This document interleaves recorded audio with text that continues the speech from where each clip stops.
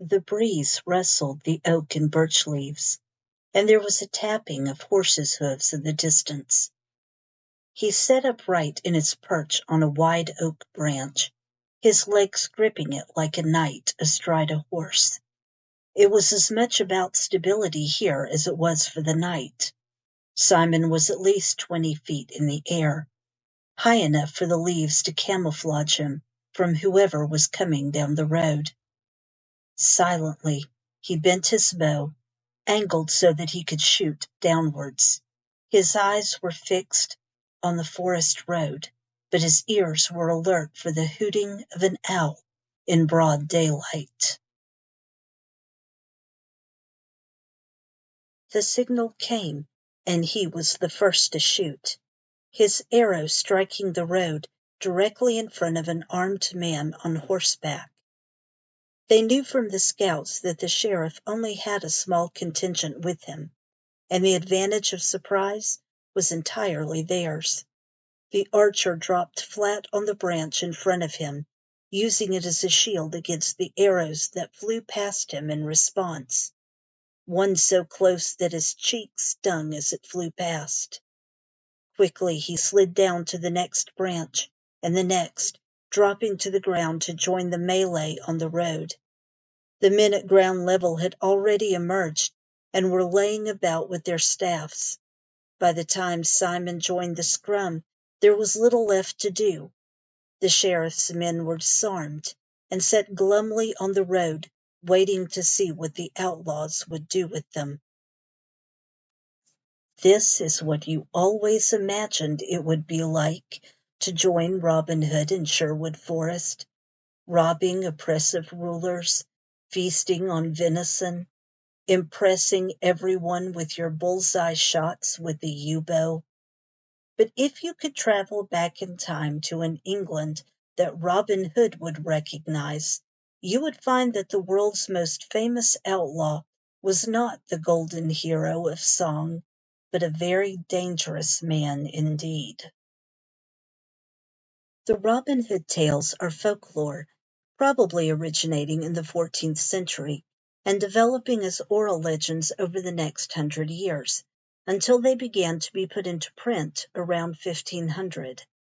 They were stories told by ordinary people in taverns and around a fire, and they reflect the troubled era that produced them. From the mid-1300s until 1500, England experienced the Black Death, the overthrow of 3 kings, a peasants' revolt, the Hundred Years' War with France, and changes in the language so dramatic that scholars still struggle to understand why they even happened. The stories themselves are a kind of puzzle for scholars of history and literature. Was Robin Hood based on an actual person? More than one? When and where did he live? Barnesdale? Sherwood? Why do the stories seem to suggest that one can be a good Englishman while at the same time being a thief and a killer? Answering these questions requires us to look at the earliest stories of Robin Hood, as well as what was happening when they were written. Some historians have dated the emergence of these tales to the reign of Edward II, a king so corrupt that he was overthrown by his wife and her lover and replaced by his teenage son, Edward III. Young Edward turned out to be a capable politician and a brilliant military leader, but his reign was scarred by the Black Death and the beginning of the Hundred Years' War. We are not sure the exact death toll from the plague, but it is likely that anywhere from a third to half of England's population died. The result was a labor shortage, which should have helped England's poor, who could now demand higher wages for their work. The government intervened, however, and the statute for laborers in 1351 tied peasants to the land, forcing them to accept the same wages they were earning before the Black Death. After Edward III died, he was succeeded by his 10-year-old grandson, Richard II. His advisor squandered public funds and finally instituted a series of poll taxes. A poll tax is a flat tax. Everyone pays the same amount, regardless of income or resources. While there was some attempt early on to vary the tax rate according to income, the third and final tax was the same amount for everyone, no matter how poor or rich. For the working poor of England, suffering from low wages and simmering at the injustices caused by widespread corruption, the third poll tax was the last straw. In 1381, the Peasants' Revolt broke out across the English countryside. Officials of church and state were murdered, and the peasant army marched on London, attempting to rid the young king's court of the corrupt officials they blamed for all their troubles. Only the quick action of young Richard prevented worse destruction, and caused the rebels to disperse. However, Richard II was arrogant. He didn't keep any of the promises he made to the people, and he was deposed himself in 1400. This is the angry, brittle moment in history in which we think the Robin Hood legend was born. Plague pits, bad laws, and heads on spikes. Forget the merry men singing in the greenwood and the shimmering knights returning from the Holy Land. The outlaw of our story is in a battle for self-preservation. So let's go back to Sherwood Forest, and this time let's hear one of the earliest tales of Robin Hood, called Robin Hood and the Monk.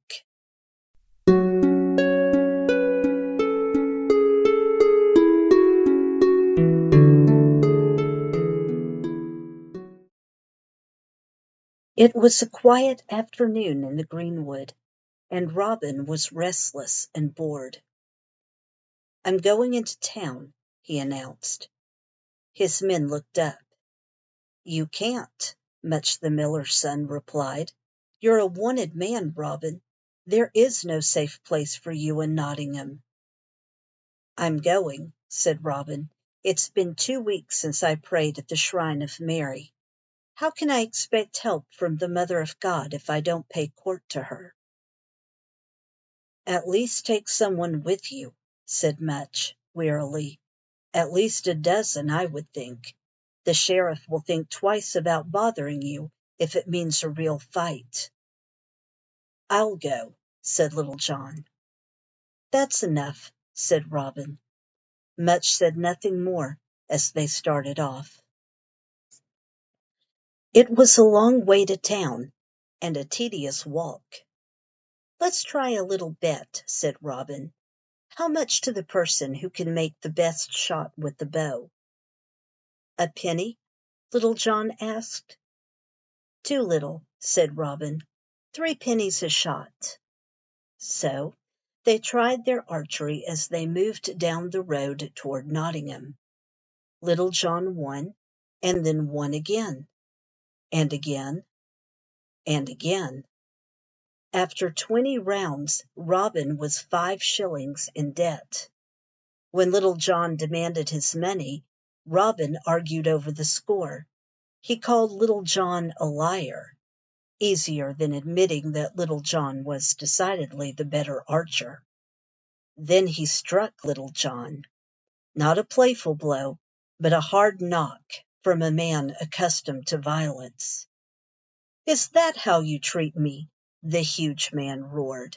"Find another man. I'll serve you no longer." And with that, Little John turned and stormed off back into the forest, back to the outlaw's camp. Still angry and embarrassed, Robin continued on into Nottingham, entering the town alone and going straight to the shrine to pray. But Robin had not entered unseen. As he slipped through the back streets of the town, he was spotted by a monk, a man who had good reason to know who Robin Hood was, as he had once been robbed by him as he traveled through the forest. "Do you want Robin Hood?" he said breathlessly as he entered the room. The sheriff of Nottingham looked up from his papers. Robin Hood, he said slowly. He's in town. I have seen and I will vouch for his identity. He robbed me once. I know the man, and he is even now praying at the Virgin's shrine. Suddenly shocked into action, the sheriff leaped from his chair and called for any man then in his house. They ran into the streets and to the church, hoping to catch the outlaw before he could slink back out of the city gates. They arrived in time. Robin looked up from his prayers and saw himself surrounded by what must have been half the garrison. In a moment, his sword was in his hand, and the fight began. Truly, Robin was a champion among brawlers, but he was one man among many.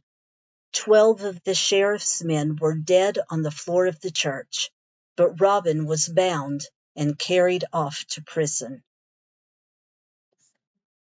The news reached Sherwood Forest that evening.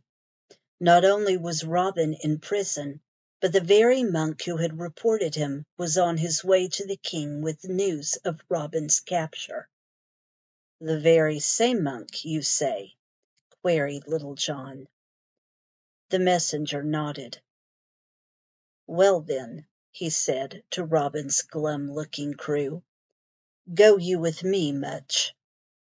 In answer, the miller's son strapped on his knife and picked up his bow. It seems strange to us, of course, that Little John would set off to rescue the man who had insulted and struck him a few short hours before. Still, Robin Hood was his master, and despite John's angry words, fealty meant something more than mere loyalty in those days. He would not abandon Robin in a moment of need. Little John and Much found a place on the road where they knew any traveler must pass, and they waited. Soon they heard the sound of hoofs and the jangling of harness, and the monk appeared, followed by a page boy, both riding. Without waiting to engage him, for they had no intentions to let him pass, Little John and Much sprang out from hiding. They seized the monk and swiftly killed him. They grabbed the boy, too, to keep him from running back. And then there was silence in the forest. There would be no witnesses from the greenwood to speak of this crime. Quickly, the two outlaws mounted the horses and set off to finish this errand to the king. He was sitting in his great hall when Little John and Much the miller's son arrived. We bring letters from the Sheriff of Nottingham, declared Little John, kneeling. Wasn't a monk supposed to deliver these? Asked the king, looking over the letters. Where is he? Alas, said Little John, he died on the road, poor man. Ha, said the king, I see that Robin Hood has been captured at last. There is no yeoman in England I would rather see. You here, I'm sending money back to the sheriff and instructions to bring Robin to me for justice as soon as possible. For my thanks, I declare you both to be free men, whatever master you have served. Little John and Much bowed to the king, took the money and letters, and made their way back to Nottingham. Not realizing they were Robin's men, and excited by the letter from the king, the sheriff invited them to a celebratory feast. After a time, when the sheriff and all his men were drunk, Little John and Much slipped down to the dungeon. As efficiently as if they were still in the forest, they killed the guards and freed Robin from his cell. When they were finally back in Sherwood, Robin spoke to Little John. You are the better man after all, my friend. Speak the word, and we'll change places. I'll be your serving man. Say no more, said Little John. It is an honor to serve Robin Hood. And so they continued on as before.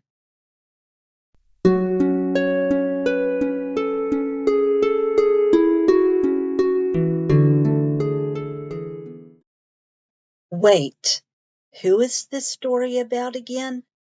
There's no Maid Marian, no Friar Tuck, the merry men aren't actually merry, and there isn't a single poor person in sight. Far from being the noble righter of wrongs, Robin is impetuous and violent. He and his men seem locked into a feudal mindset that has Little John serving a man he has outclassed in every way. And Robin's heroic deeds seem to consist of robbing monks on lonely roads and killing the king's men in a church. How did anyone come to think of this character as a hero? The short answer to this is that Robin Hood was sanitized by later centuries. The nobleman, Robin of Locksley, who has been cruelly wronged while the rightful king is away on crusade, is a much later elevation of the early folk hero. The original Robin is a yeoman, a working-class freeman. He is not a serf, but he is not a man of property either. Instead, he's the sort of person who would hire himself out for the best wages he can get. Exactly the sort of freedom that 14th century labor laws were trying to restrict. And he is angry at the church because the church in the 14th century was infested with the same corruption and cronyism that ran the government. In the Middle Ages, both the state and the church taxed ordinary people, and the church had just as much power to enforce its demands. To add to this, many wealthy nobles left lands and estates to the church when they died, so that by the 14th century, the church owned fully 1/3 of all the land in England. This meant that an ordinary laboring person was almost as likely to be toiling for an abbot or a bishop as they were to be working for an aristocrat.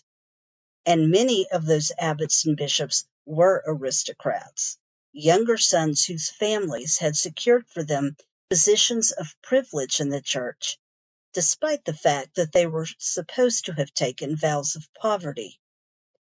The hypocrisy and insider dealing this created is revealed in another early Robin Hood legend entitled A Jest of Robin Hood.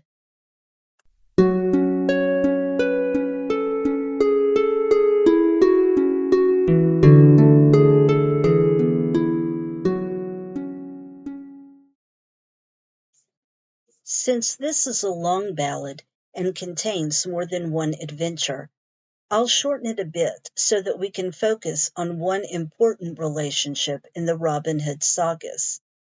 The story begins with Robin Hood once again bored in the greenwood. He sends his men to scout for any travelers in the forest who might be worth robbing, and they come back with reports of a knight traveling alone. Robin and his men seize the knight, who insists he has no money.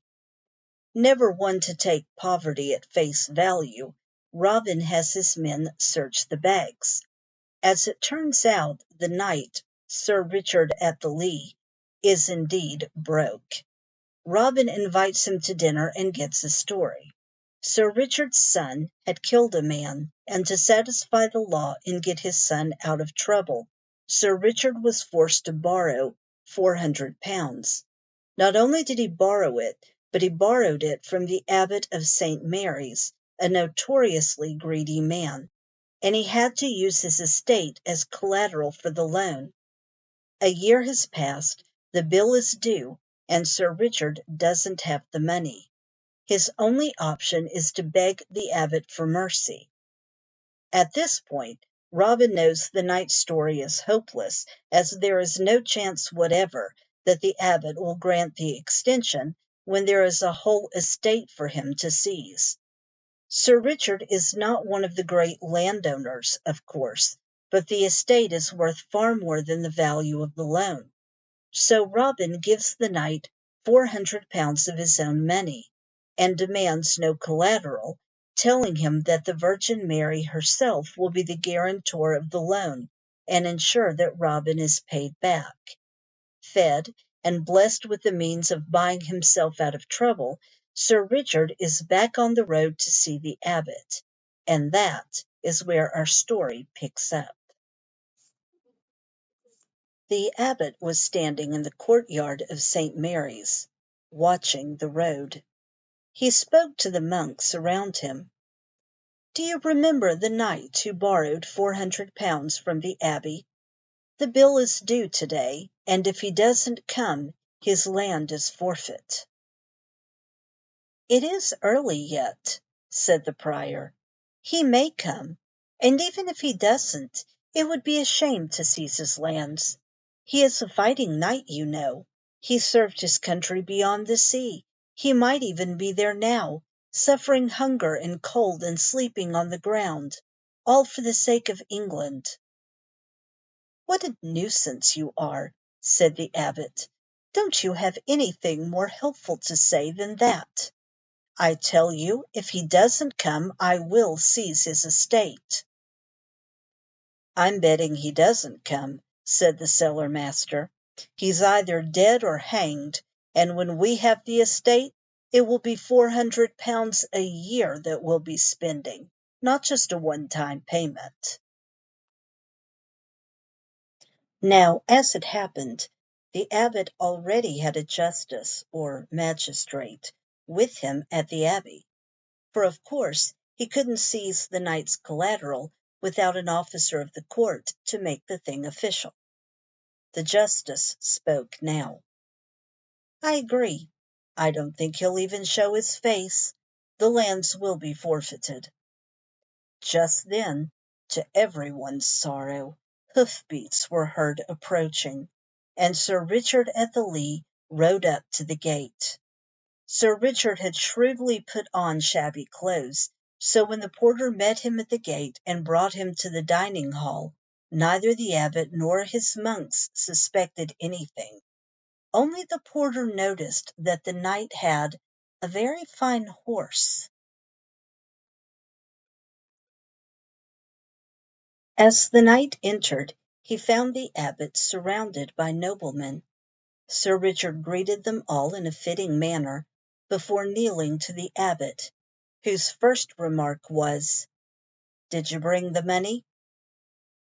"I don't have a penny," said Sir Richard. "Curse you," said the abbot.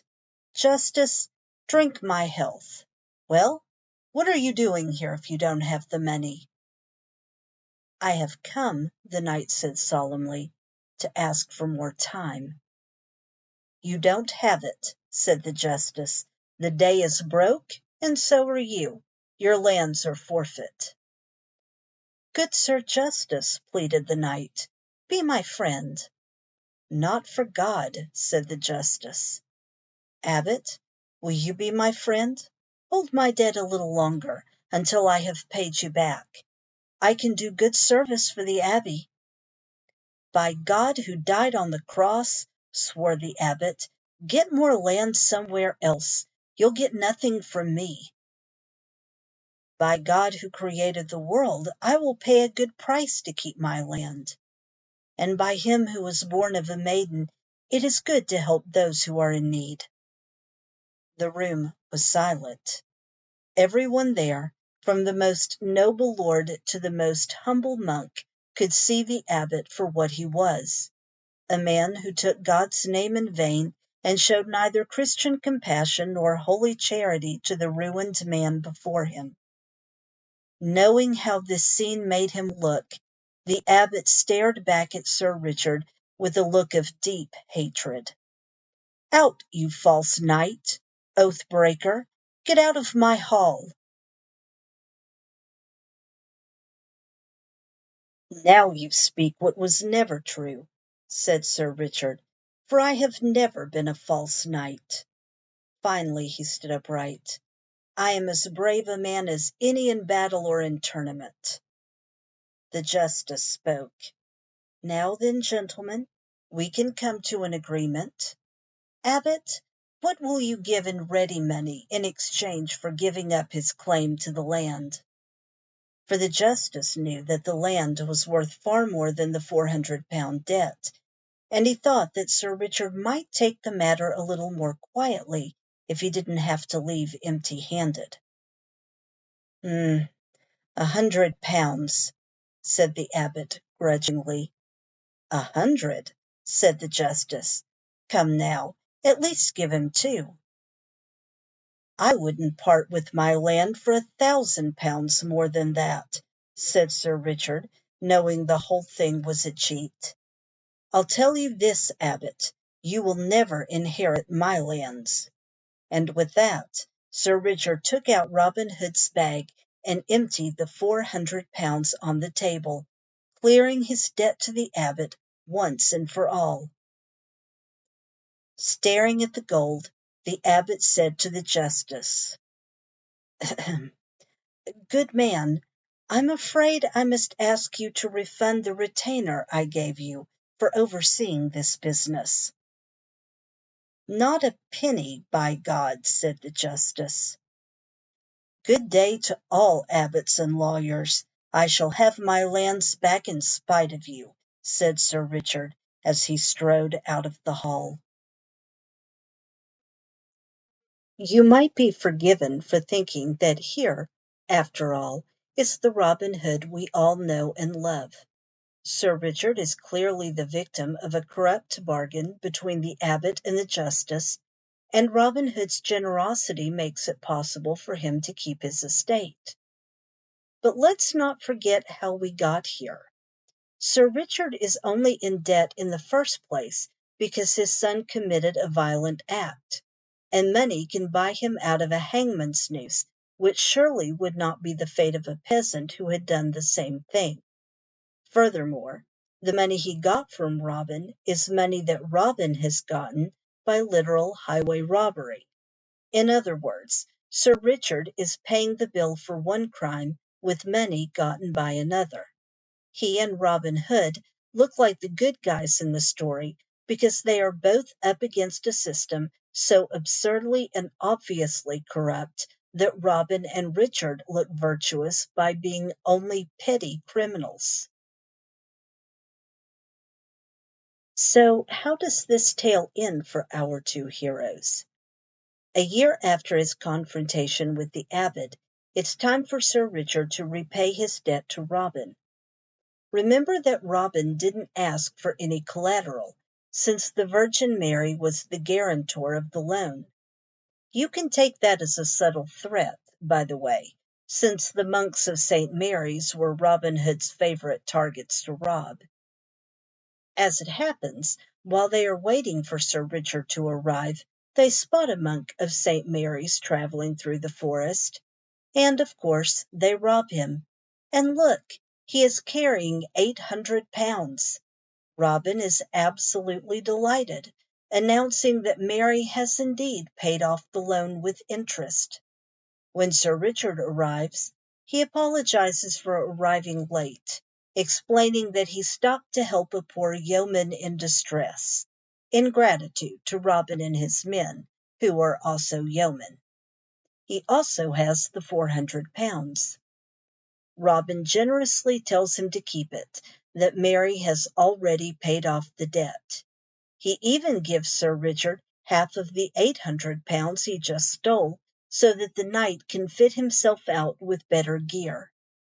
Sir Richard has also brought gifts for the outlaws of Sherwood, 100 new bows with sheaves of arrows fitted out with peacock feathers.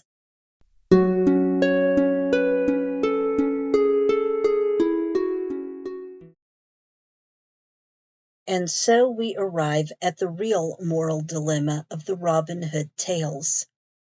In a system where the church has abandoned morality and the state has weaponized the law, the only fair treatment is what the characters are able to get for themselves through their own cunning and mutual help. While this appears to be noble, their idea of fairness turns out to be just self-preservation.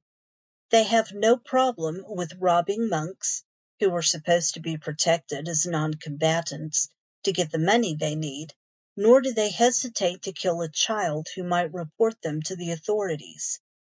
Their only vindication is that they are less bad and less predatory than the ruling class who exploit every opportunity to make themselves even richer at everyone else's expense. What this means is apparent at the end of the first story, when the king laughs at being duped by Little John.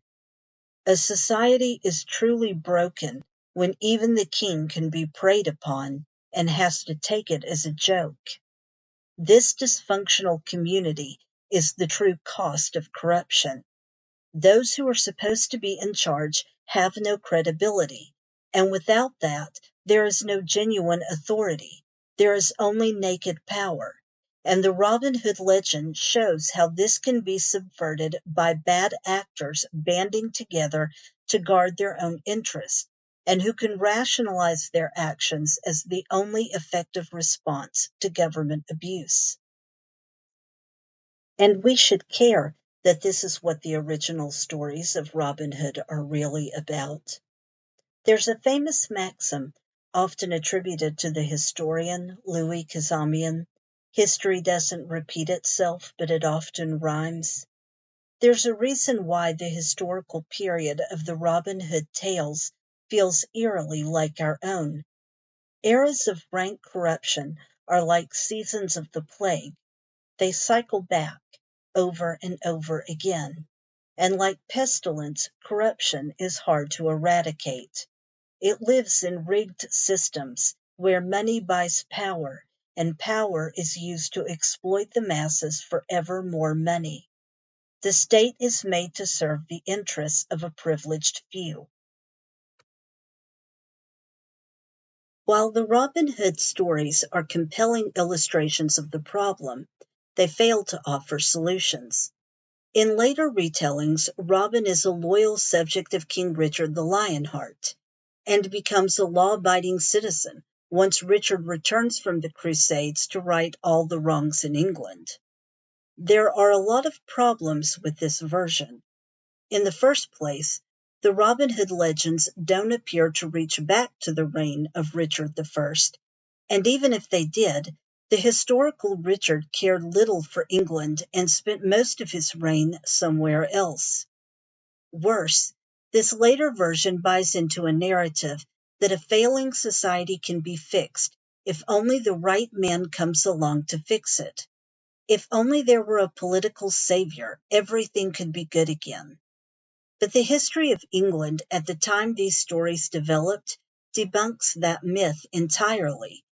Edward II was deposed, and so was Richard II, and both were replaced by more competent rulers. Yet the corruption problem was not solved. Instead, we might see the Robin Hood stories, including the later versions, as examples of what does not solve the problem. Waiting on a political savior is pointless when the system incentivizes the worst people to seek power. Taking justice into one's own hands only leads to violence and more injustice. Worse, as the alliance between Robin and Sir Richard shows us, the breakdown in society only increases factionalism as individuals form protective alliances.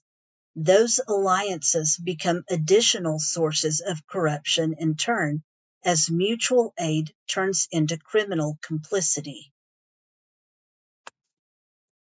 The only solution to corruption this deep and a society this fragmented is the very thing that the law was meant to provide all along: accountability. There is no real safety or security for anyone in a society that does not make every single person answerable for their actions, including the king, the abbot, the sheriff, and all the officers around them. But how does one do that in a place and time when the rule of law has been undermined or discarded altogether? When a society is off the rails, how do we get back to what we have lost? For that, we need other stories from other texts, and we will see in those stories that, to bring down tyranny, you need better weapons than a longbow